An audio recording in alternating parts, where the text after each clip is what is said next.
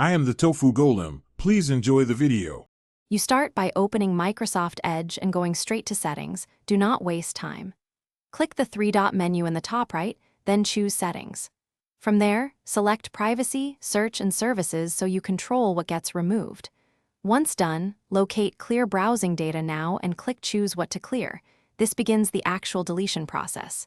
Make sure you have any passwords or needed tabs saved, because the next steps will erase visible traces from this profile.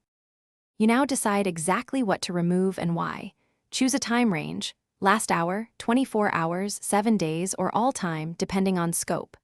Check browsing history and cached images and files to free space and remove visited pages.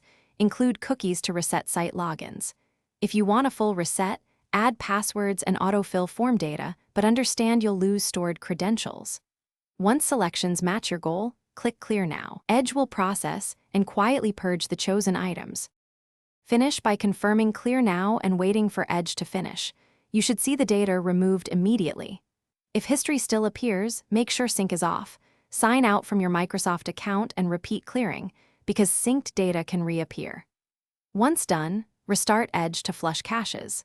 If problems continue, close Edge and delete files in the Edge Profiles default /history folder as a last resort. Be careful and backup the profile first to avoid accident. Thanks for watching. Consider subscribing if we helped you today.